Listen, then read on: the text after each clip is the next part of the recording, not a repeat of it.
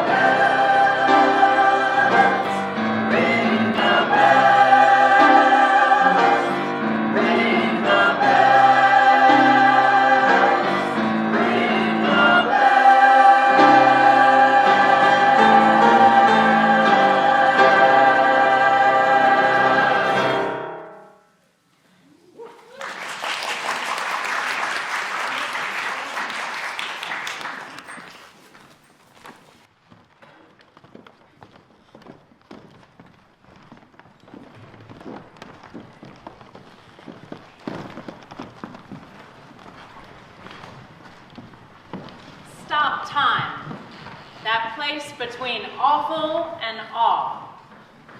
That space that holds us because there's nothing there, that space. Perhaps that crack where the light gets in. Perhaps that moment when we're wondering about the ring of the phone. Stop time, that space that grabs us. So I was hiking with my family, and we were hiking up a short mountain. I'm sure it was a short mountain because we never really went for those very high mountains. And we were at the peak, at the very top, and it was all rock. Rock face everywhere. And I was looking at the edge from a safe distance. I did not want to go there. I did not want to go anywhere near that edge. It was pretty enough where I was. My father, though, was right on the edge. He was standing there. And he kept saying, "Come on. Come on closer. You got to see it from here. You have to, you're missing it." I'm staying back here from a safe distance. I'm not going anywhere close to that edge. And so my father's standing there, and he starts doing a little bit of this. Who is this man? And who does he think I am? And then he goes the 3 feet down to the next ledge. That's what I was missing. I didn't want to give him the satisfaction, but I did. I walked to the edge. And so I could see that there were many steps down, and it was beautiful. It was this deep, cascading staircase out into the beautiful, wonderful vista. And so we climbed down there together, and we sat there, and we were held there in the crevice of the rock as we stared out into the beauty before us. Stop time, though. My goodness, he stopped my heart. But he called me there to the edge. I could have killed him.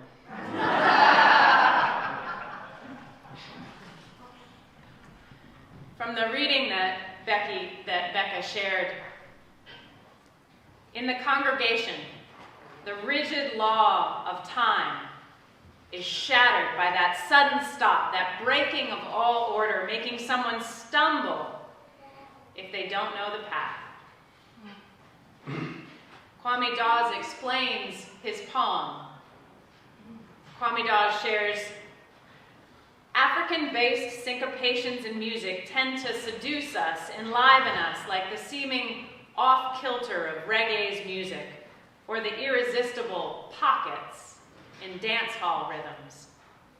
I've been fascinated, he says, by the way in which time is a beautiful and persistent piece of luggage Africans have carried with us. Stop time is a beautiful and persistent piece of luggage Africans have carried with us even without knowing it's there.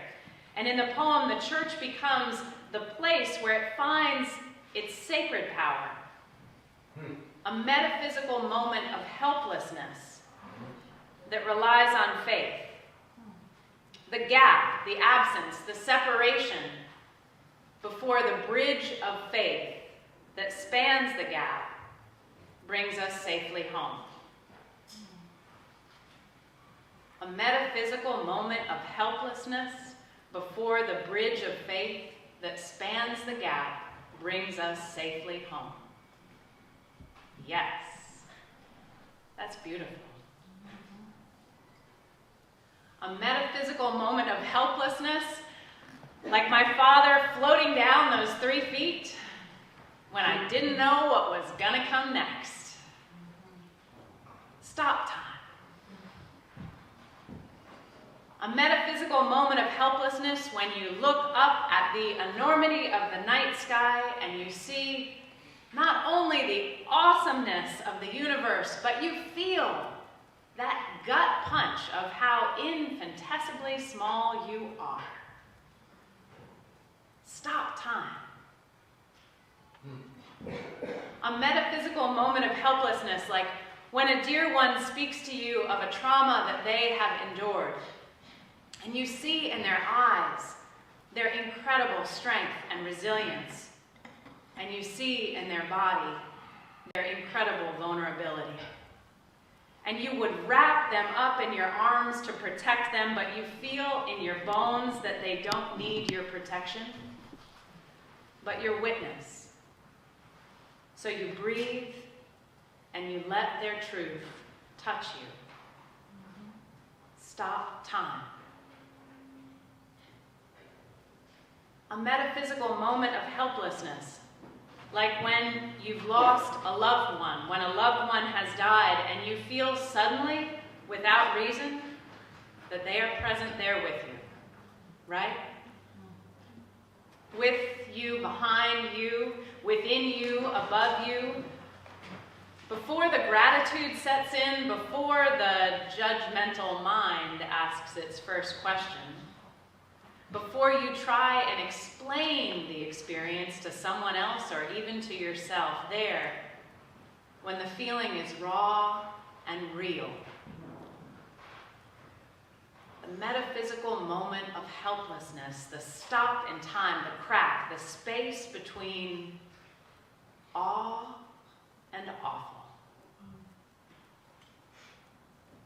That's the most sacred time that I know. The most sacred time. It breaks us wide open and it lets the light get in. I can't tell you the number of times that I've heard Unitarian Universalist members here and elsewhere recount stories of awe and mystery and then tie them up with a, "You won't believe me, but," or a, "It doesn't make sense, but," or a, "I know it's not rational, but." Right? Yep. I get it. Reverence moves in me when I hear these stories and when I tell these stories, but fear moves in me too. The fear of being seen as irrational or worse. Right? Stories like this.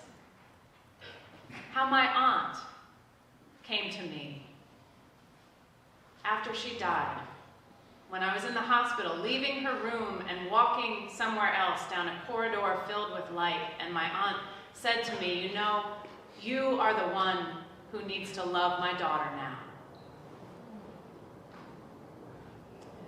And the time when I'd been working with a member of our congregation I served before in Virginia, and she had had a long, slow, and painful death, and I was feeling like I wish I could have done something, anything more to ease her pain. And she bathed me in a feeling of unconditional love. Stop time.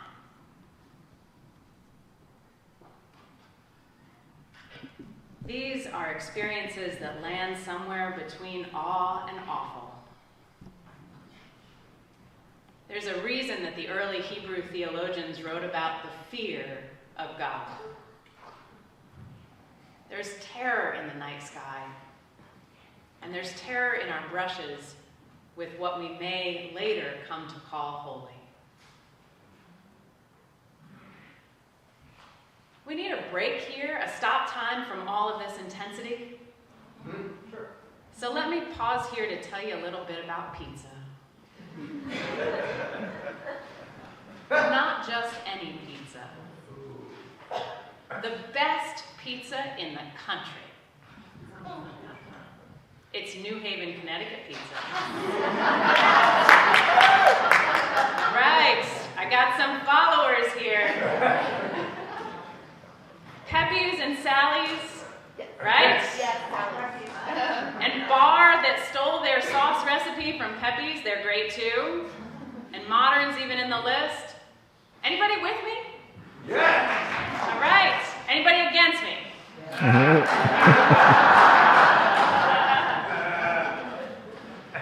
I have taken people to eat at the font of this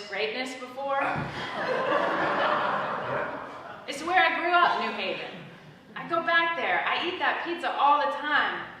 And most people that I take there, they come away praising, and they know I tell the truth. Some dare a critical response. I've never taken them again. There is a certain religious zeal required to imbibe New Haven a pizza pie. You see, New Haven doesn't have all that much to offer outside of Yale and a pizza pie. So we natives, we hold on to our pizza like the Israelites in the desert held on to that golden calf. When the crust is just a bit too burnt, or the cheese is not quite right, we shrug it off, ignore it, and chew through it anyway, knowing it's still the best. Our religion demands that we do. Our religion, that is, of being the people of a pizza pie. Sports fans might know what I mean here.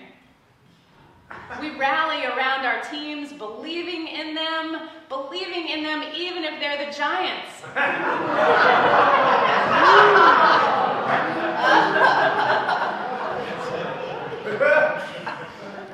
I'm doing a disservice to myself here, aren't I? Really taking down New York today. I love you, New Yorkers, I do. But this is religious zeal.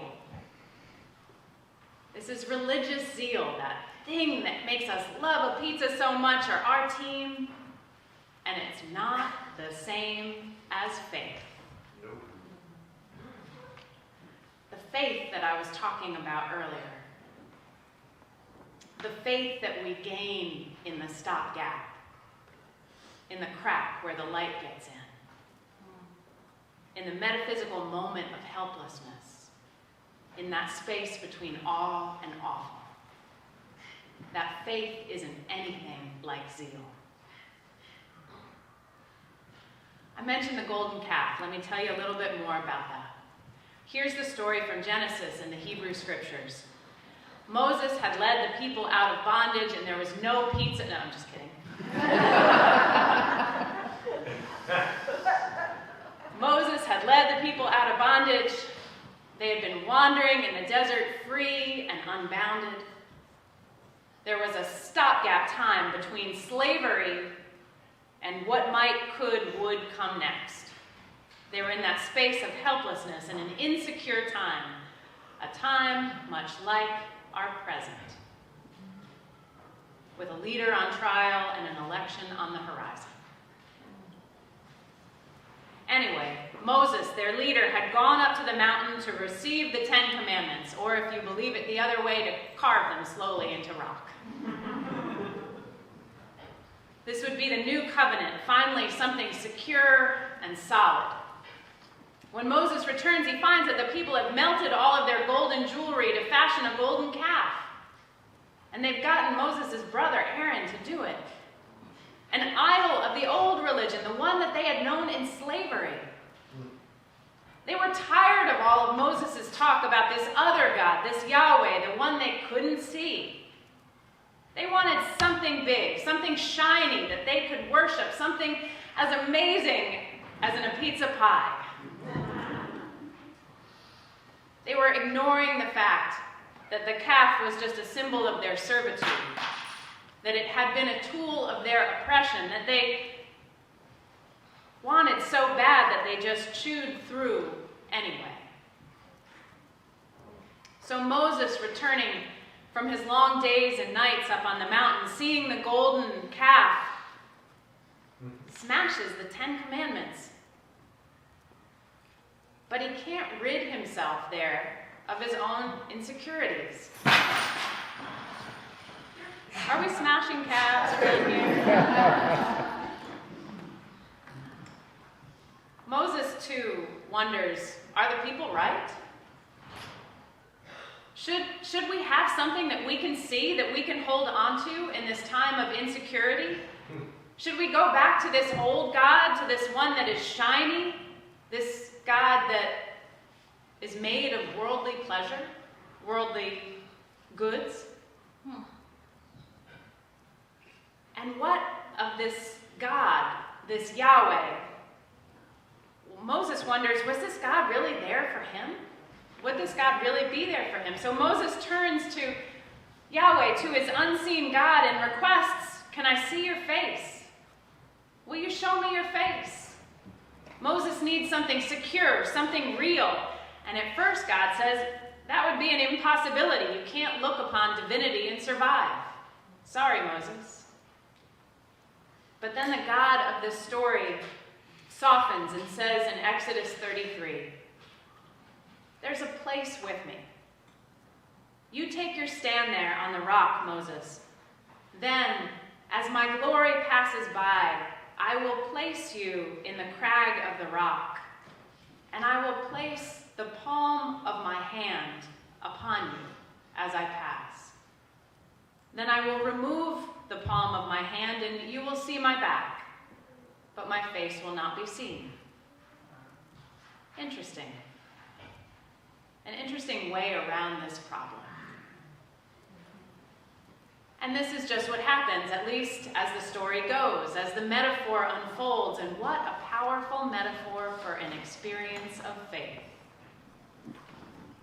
We want something shiny and perfect, a golden calf, a perfect pizza pie, a religion even that tells us what's true and what's false. We want something solid to base our zeal upon. But what do we get? We get a gap, a crack, a space, a momentary feeling, a fleeting experience, just a bare touch of the divine. Rabbi Greenstein, local interfaith colleague and friend, interprets this Exodus story like this. He says, Moses had asked to see the holy. That request was denied. But see how much more he was given. He was able to feel the holy's nearness. He was able to feel the holy place him in a safe spot. He felt the warmth.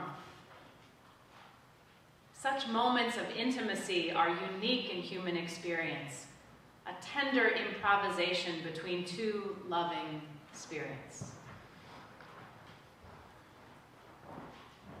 We are helpless before the immensity of being, whether we call that immensity the holy, the universe, or God. It is faith that reminds us that we might be small, we might be dust and ashes, but somehow we are connected, held by, and even in some miraculous way, protected by this enormity.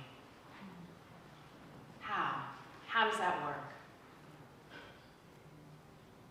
The trees breathe, and from their exhale, we have our inhale. The earth spins, and from this spinning, we can walk upright on the earth. The carbon, the nitrogen, the oxygen that compose our being were gifted tenderly and intimately by the explosion of a star and centuries upon centuries of creation and entropy. To know this is to feel the holy pass by with a warm and tender hand on our back, and to perhaps catch a glimpse of the holy in the new snowfall, the sunrise, the face of your beloved. May it be so, and amen.